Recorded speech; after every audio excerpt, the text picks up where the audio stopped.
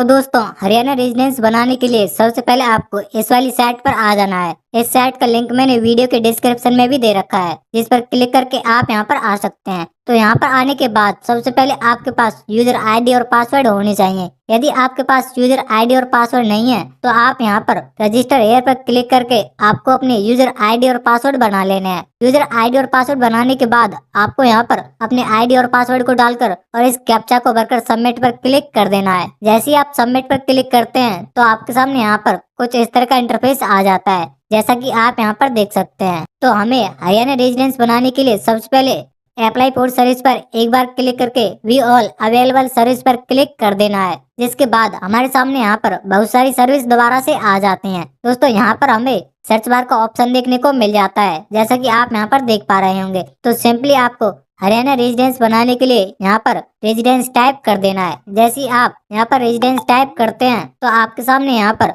Haryana residence certificate बनाने का एक ऑप्शन आ जाता है। तो सिंपली आपको इस वाली सर्विस पर एक बार क्लिक कर देना है। क्लिक करने के बाद यहाँ पर आपका फॉर्म भरने का प्रोसेस स्टार्ट हो जाता है, जैसा कि आप यहाँ पर देख सकते हैं। दोस्तों यहाँ पर सबसे पहले आपके पास फैमिली आईडी होनी चाहिए। यदि आपके पास फैमिली आईडी नहीं है तो आपको अपनी फैमिली आईडी नंबर का पता होना चाहिए। तो सबसे पहले आपको यहाँ पर इस फर्स्ट वाले आइकन पर क्लिक कर देना है। फिर आपको अपनी फैमिली आईडी नंबर को डालकर click here to fetch data पर क्लिक कर देना है। फिर इसके बाद आपको मेंबर डिटेल में उस मेंबर को सिलेक्ट कर लेना है जिसका भी आप हरियाणा रेजिडेंस बनाना चाहते हैं, और फिर सेंड ओटीपी पर क्लिक कर देना है। फिर आपके रजिस्टर्ड मोबाइल नंबर पर एक ओटीपी जाएगा, जिसके लास्ट के 4 नंबर आप यहाँ पर देख सकते हैं। तो सिंपली आपको उस ओटीपी को यहाँ पर डालकर click here to verify OTP पर क्लिक कर देना है। जैसे ही आपका ओटीपी वेरीफाई होता है तो आपके सामने यहाँ पर आपकी कुछ डिटेल खुलकर आ जाती हैं, जो यहाँ पर पहले से ही भरी हुई होती हैं, जैसा कि आप यहाँ पर देख सकते हैं। जैसे कि आपका नाम, फैमिली आईडी नंबर, पिता का नाम, माता का नाम, आपकी डेट ऑफ बर्थ, आपका मोबाइल नंबर, आपका एड्रेस, ये सभी आपको डिटेल यहाँ पर देखने को मिल जाती हैं। तो इन डिटेलों में यदि आपका कुछ भी डिटेल जैसे कि नाम, पिता का नाम, माता का नाम, इनमें से कुछ भी गलत है तो आपको इसको सबसे पहले ठीक करना होगा। तो इसके लिए सबसे पहले आपको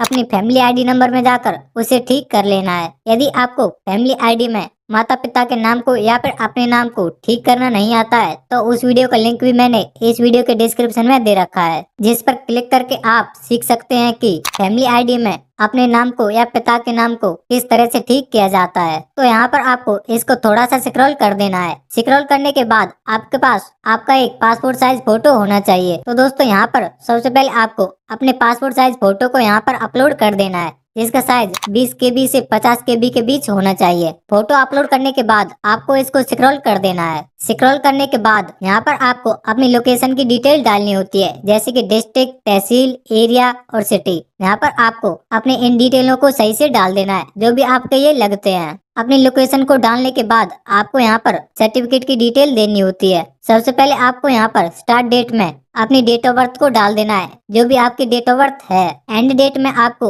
उस डेट को यहाँ पर डाल देना है जिस भी डेट को आप इस सर्टिफिकेट को अप्लाई कर रहे हैं। दोस्तों एप्लीकेंट कैटेगरी में आपको 2 ऑप्शन देखने को मिलते हैं, पहला गवर्नमेंट और दूसरा नॉन गवर्नमेंट। यदि आप सरकारी कर्मचारी हो तो आपको गवर्नमेंट पर क्लिक करना है, और यदि आप सरकारी कर्मचारी नहीं हो तो आप नॉन गवर्नमेंट पर क्लिक कर देना है। फिर इसके बाद दोस्तों प्री वेरिफिकेशन में हमें यहाँ पर 2 ऑप्शन देखने को मिल जाते हैं, पहला सरपंच या फिर पटवारी और दूसरा कमीशन ईओ और सेक्रेटरी एमसी। दोस्तों यहाँ पर ही आपका हरियाणा रेजिडेंस के लिए अपडेट हुआ है। पहले यहाँ पर क्या होता था कि यहाँ पर केवल आपको यस और नो को सिलेक्ट करना होता था, जिसमें आप केवल नंबरदार के साइन के द्वारा ही अपने इस रेजिडेंस को बना पाते थे। लेकिन अब इस प्रोसेस को बदल दिया गया है। अब आपको या तो सरपंच या पटवारी, अब आपको सरपंच और पटवारी के साइन करवाने होंगे, या फिर आपको कमीशन ईओ या फिर इनमें से किसी के भी यहाँ पर साइन करवाने होते हैं। दोस्तों जिस भी फॉर्म पर इनके साइन करवाने होते हैं उस फॉर्म का लिंक मैंने इस वीडियो के डिस्क्रिप्शन में भी दे रखा है, जिस पर क्लिक करके आप उसको डाउनलोड कर सकते हैं। और आगे चलकर मैं आपको बताऊंगा कि उस फॉर्म को आप किस तरह से भर सकते हैं और आपको किस किस के साइन कराने हैं। जैसे कि आप यहाँ पर समझ गए होंगे कि यहाँ पर या तो आप सरपंच, पटवारी या फिर इनमें से किसी के भी आपको साइन करवा लेने हैं। तो इनमें से सिंपली आपको किसी एक को सिलेक्ट कर लेना है, जिसके भी द्वारा आपने उस फॉर्म को वेरीफाई करवाया है। या फिर उनके साइन करवाए हैं। तो मैं यहाँ पर सरपंच और पटवारी को सिलेक्ट कर लेता हूँ। सिलेक्ट करने के बाद सबसे पहले आपको यहाँ पर सरपंच का नाम लिख देना है, जो भी आपके सरपंच का नाम है, और फिर आपको अपने पटवारी का नाम भी डाल देना है। इन सभी डिटेलों को भरने के बाद आपको इस पर टिक करके और इस कैप्चा को भरकर सबमिट पर क्लिक कर देना है। जैसे ही आप सबमिट पर क्लिक करते हैं तो आपके सामने यहाँ पर आपके फॉर्म का प्रीव्यू आ जाता है, जैसा कि आप यहाँ पर देख सकते हैं। यदि आपको इसमें कुछ गलती लगती है तो आप एडिट पर क्लिक करके उसे ठीक कर सकते हैं। प्रत्येक डिटेल सही होने के बाद आपको अटैच अनेक्जर पर क्लिक कर देना है। जैसे ही आप अटैच अनेक्जर पर क्लिक करते हैं तो आपके सामने यहाँ पर कुछ इस तरह का इंटरफेस आ जाता है। तो यहाँ पर आपको एड्रेस प्रूफ में कुछ डॉक्यूमेंट लगाने होते हैं। तो यहाँ पर आप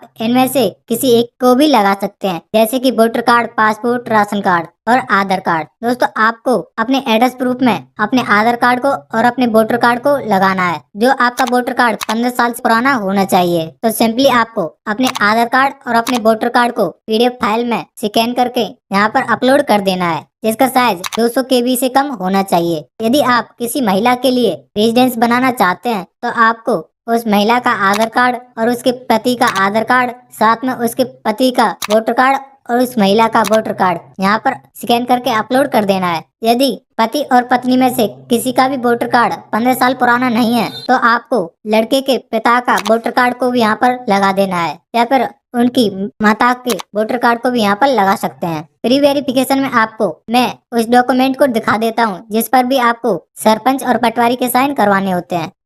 जैसा कि आप यहाँ पर देख पा रहे होंगे, प्री वेरिफिकेशन फॉर्म कुछ इस तरह का होता है, जिसे सरपंच और पटवारी के द्वारा वेरीफाई करवाया जाता है, जिसमें सरपंच और पटवारी के साइन और मोहर लगवाए जाते हैं, जिसके बाद ही आपका हरियाणा रेजिडेंस बन पाता है। तो मैं यहाँ पर आपको इसको भर के दिखा देता हूँ कि इसको किस तरह से भरा जाता है। तो सबसे पहले आपको यहाँ पर अपनी तहसील का नाम डाल देना है, जो भी आपकी तहसील लगती है। फिर इसके बाद यहाँ पर आपको उस व्यक्ति का नाम डालना है जिसका भी आप हरियाणा रेजिडेंस बनाना चाहते हैं। फिर उसके बाद यहाँ पर उनके पिता का नाम डाल देना है, और यदि आप किसी विवाहित महिला का रेजिडेंस बना रहे हैं तो यहाँ पर उसका नाम डालकर पुत्र को हटाकर वाइफ ऑफ डाल देना है। फिर उसके बाद यहाँ पर उसके पति का नाम डाल देना है। निवास में आपको उस एड्रेस को डाल देना है जहाँ पर भी आप रह रहे हैं। यहाँ पर आप अपने राशन कार्ड संख्या को खाली छोड़ सकते हैं, ये भरना जरूरी नहीं है। एड्रेस में आपको अपने गांव का नाम, तहसील का नाम, डिस्ट्रिक्ट का नाम और स्टेट का नाम, और साथ में आपको पिन कोड को भी यहाँ पर डाल देना है, जो भी आपके लगता है। यदि आप हरियाणा के निवासी हो तो आपको यहाँ पर जन्म से टाइप कर देना है, या फिर आप यहाँ पर अपनी डेट ऑफ बर्थ भी लिख सकते हो। और यदि आप किसी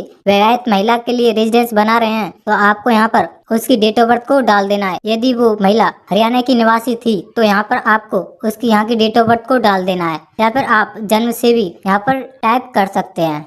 और यदि महिला किसी अदर स्टेट से है तो यहाँ पर उसकी शादी की साल को डाल देना है कि उसकी शादी किस वर्ष को हुई थी, या फिर कितने साल हो गए हैं, उसको यहाँ पर आपको डाल देना है। फिर इसके बाद उसकी यहाँ पर डेट ऑफ बर्थ को डालकर उसके गांव का नाम को यहाँ पर डाल देना है, जिस भी गांव में उसका जन्म हुआ था। और इसी तरह आपको यहाँ पर शहर और जिला को यहाँ पर डाल देना है। तो यदि आपका जन्म हरियाणा में हुआ है तो आपको यहाँ पर कुछ भी नहीं करना है, और यदि आपका जन्म किसी बाहर दूसरे राज्य में हुआ है तो आपको यहाँ पर हरियाणा को कट करके अपना राज्य का नाम यहाँ पर डाल देना है। फिर इसके बाद सेम डिटेल यहाँ पर भी आपको डाल देनी है, जैसे कि आप हरियाणा में अब कब से रह रहे हो, यहाँ पर गांव का नाम, शहर का नाम और जिला का नाम। यहाँ पर आपको डाल देना है कि आप कितने समय से हरियाणा राज्य में रह रहे हैं। फिर इसके बाद प्रार्थी आपको उस व्यक्ति के साइन करवाने हैं जिसका भी आप हरियाणा रेजिडेंस बना रहे हैं। यहाँ पर दोस्तों उस डेट को डाल देना है जिस भी डेट को आप हरियाणा रेजिडेंस को अप्लाई कर रहे हैं। यहाँ पर उस अधिकारी को सिलेक्ट कर लेना है जिसका भी आप साइन और मोहर लगवा कर इस फॉर्म पर लाए हैं। फिर इसके बाद आपको यहाँ पर प्रार्थी का नाम और उसके पिता का नाम और निवास कि वो किस गांव में रह रहा है, और यहाँ पर उसकी जाति को डाल देना है। फिर इसके बाद यहाँ पर आपको दोबारा से इसको सिलेक्ट कर लेना है कि आपने किस अधिकारी से इस फॉर्म पर साइन करवाए थे। तो दोस्तों सबसे पहले आपको इसी फॉर्म पर सरपंच के साइन करवा लेने हैं। यदि आपके यहाँ पर सरपंच नहीं है तो आप एमसी के भी साइन करा सकते हैं। अब बात कर लेते हैं दूसरे फॉर्म की, ये किस तरह से भरा जाता है और किसके द्वारा भरा जाता है। दोस्तों यहाँ पर आप पटवारी, एमसी, इनमें से से किसी के भी यहाँ पर साइन और मोहर लगवा सकते हैं। दोस्तों आपको इसे भरने की जरूरत नहीं है, क्योंकि जब भी आप वेरिफिकेशन के लिए पटवारी के पास जाओगे तो आपको अपना एक आधार कार्ड और अपना 15 साल पुराना वोटर कार्ड भी लेकर जाना है। इसके बाद पटवारी अपने आप यहाँ पर प्रार्थी का नाम, पिता का नाम और अपने हिसाब से इस फॉर्म को भर देगा और यहाँ पर अपने मोहर और नाम को डाल देगा। जिसके बाद आपका ये फॉर्म हरियाणा रेजिडेंस बनाने के लिए तैयार हो जाता है। तो सिंपली आपको इन दोनों पेजों को पीडीएफ फाइल में स्कैन करके इनकी एक पीडीएफ फाइल बना लेनी है। पीडीएफ फाइल बनाने के बाद आपको प्री वेरीफायर में इसको पीडीएफ को अपलोड कर देना है। अपलोड करने के लिए आपको यहाँ पर चूज फाइल पर क्लिक करके उस फाइल को क्लिक करके यहाँ पर अपलोड कर देना है। फिर आपको सेव अनेक्जर पर क्लिक कर देना है। जैसे ही आप सेव अनेक्जर पर क्लिक करते हैं तो आपके सामने यहाँ पर एक एक्नॉलेजमेंट स्लिप आ जाती है, जैसा कि आप यहाँ पर देख सकते हैं। चाहो तो आप इसका एक प्रिंट निकाल के भी रख सकते हो, वरना आप इसे डाउनलोड करके रख सकते हैं। दोस्तों अप्लाई करने के बाद आपको 5 से 7 दिनों का वेट कर लेना है, जिसके बाद आपका हरियाणा रेजिडेंस बन जाता है। तो अब आप इसको किस तरह से डाउनलोड कर सकते हैं वो मैं आपको यहाँ पर बता देता हूँ। तो डाउनलोड करने के लिए सबसे पहले आपको इस साइट पर आ जाना है। यहाँ पर आने के बाद आपको व्यू स्टेटस पर एक बार क्लिक करके ट्रैक एप्लीकेशन पर क्लिक कर देना है। फिर उसके बाद गेट डाटा पर क्लिक कर देना है। जैसे ही आप गेट डाटा पर क्लिक करते हैं तो आपके सामने यहाँ पर वो सभी सर्विस आ जाती हैं जिनके भी लिए आपने अप्लाई किया था, और साथ में यहाँ पर आप उनका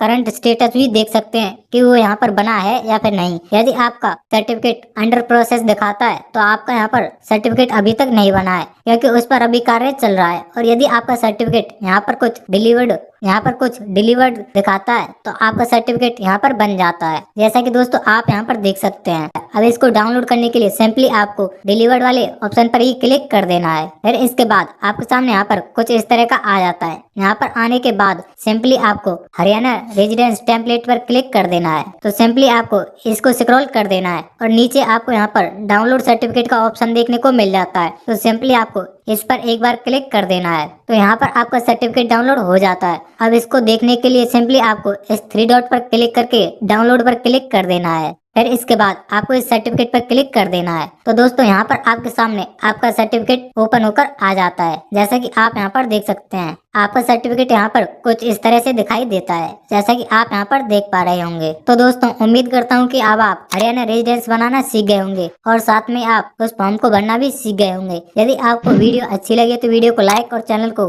सब्सक्राइब जरूर करें। और यदि आपको कुछ पूछना है तो आप कमेंट करके भी पूछ सकते हैं।